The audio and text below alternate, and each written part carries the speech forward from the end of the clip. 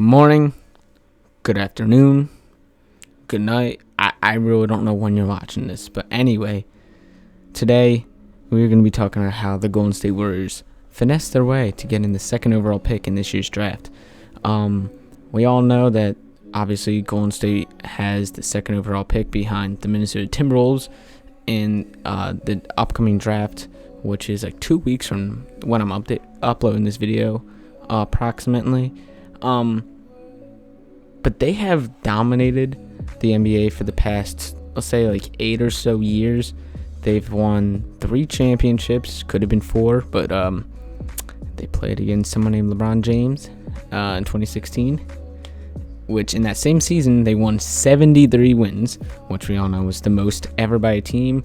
They've had Steph Curry, who's won back-to-back MVPs, Defensive Player of the Year, and Draymond Green. They have 2 arguably of the best shooters of all time still on their team. And they've just been incredible. And one thing that they've done is they've won games without a good center. They've had multiple average and below average centers on their team. They've had former first overall pick Andrew Bogut, who's not terrible, but look at the guy. It's Andrew Bogut. Zaza Pachulia, we all know his story. And then they've had decent other centers like JaVale McGee, Anderson Varejao, Kevon Looney, etc. So if they can win 73 wins in one season and multiple rings with those guys as their starting center, just imagine what a team like that would look like with a top tier center. And that's what we're going to be talking about. So the first instinct is obviously draft a center. There's multiple good centers on draft night who they can select. Onyeka Okongwu, James Wiseman is the big target for them possibly. So obviously, just get out of the way, draft a good center such as Wiseman. And I think if they were to draft a center second overall, they would go Wiseman. He is probably the best available big in this draft, and I think a starting lineup with Wiseman rounding it out would be unbelievable. But the thing I have with Golden State picking a big man second overall, I think it's a waste of a pick, to be honest with you. Once again, they have proved to be very, very successful without a premier big man. So I think wasting a number 2 pick on a center is just not worth it. Obviously, if they do, I'm not going to really complain, but I think they could get more out of it. For example, that second overall pick, he's not going to be getting much touches besides alley-oops and inside passes from Curry and their other wing players. So he's not going to be averaging 20 points a game. He'll probably average around 10 to 12 points or so, but he'll do all the dirty work. He'll get the blocks inside. He'll be able to stretch the floor so Curry and Thompson can still get all their looks and just clean up the glass and whatnot and catch oops. So is a second overall pick worth 10 to 12 points per game, a couple rebounds, a couple blocks? No. There are teams out there that would be willing to give up a lot for that second overall pick. And if that means trading down in the draft, I think they do it. Obviously, it depends what you get in return. But teams like, I know there are teams out there like the Knicks, like the Detroit Pistons, that are willing to, give up some assets just to jump up and move up in the draft. So, I would not be surprised if a team such as like Detroit were to trade their pick in maybe Christian Wood, if they do a sign and trade or something. After, just to move up in the draft, so Golden State would still have a top 10 pick in this draft, which they could still get a good center, and they could get a possible second piece or third piece to add to this team.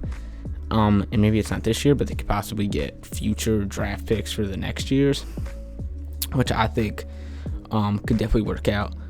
Another thing I want to talk about is this second pick does not have to be used on a big man. Honestly, I think Kevon Looney, who is their starting big man right now, I believe If not, it's Marquise Chris. Both of them are very solid big men. I think Wiggins in that second pick could definitely be flipped to another team to try to pull in a third star in Golden State and form another super team.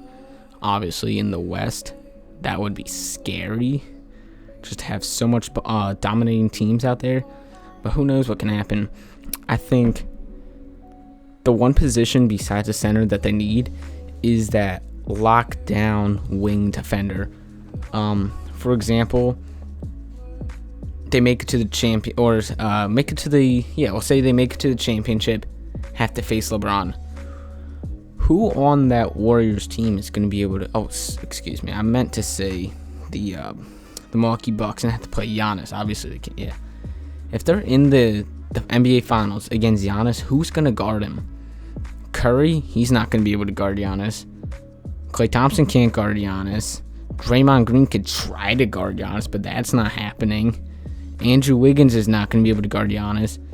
And as of right now, Marquise Chris can't guard Giannis. I think definitely what Golden State should try their best to do is trade their second overall pick for a guy that can guard Giannis and obviously some more assets. I think a good option could be a Jonathan Isaac. I really like how he's looking. Obviously, we don't know what his timeline for return is because he is injured. He might be out for next season, actually. But a player like that would be huge for a team like Golden State just because they need another player to be able to take on that role. Another scenario I saw was try to bring Paul George to Golden State. Obviously, Paul George did not look the best during this past postseason and kind of the regular season too. But we know that Paul George, even just 2 years ago when he was in OKC, he was a top 3 MVP player. He was nearly a defensive player of the year. He can do the dirty work, and he doesn't need to get all the touches in the world. He can still play behind Curry and Thompson.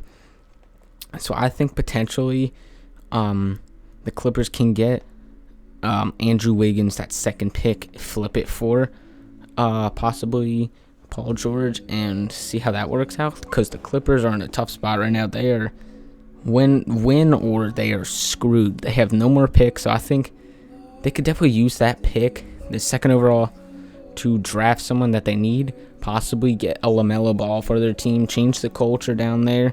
Try to get some more fans to actually want to watch Clippers games, and I think that's a good scenario for them. Paul George has not looked amazing in a Clippers uniform, and I think switching out Wiggins in a second overall pick can definitely get some life there. Say if Anthony Edwards gets selected to the Timberwolves, the Clippers then could run a starting lineup of with LaMelo Ball at their 1, still have Kawhi Leonard, still have Andrew Wiggins, and then they still have good pieces on that team. They'll have young star.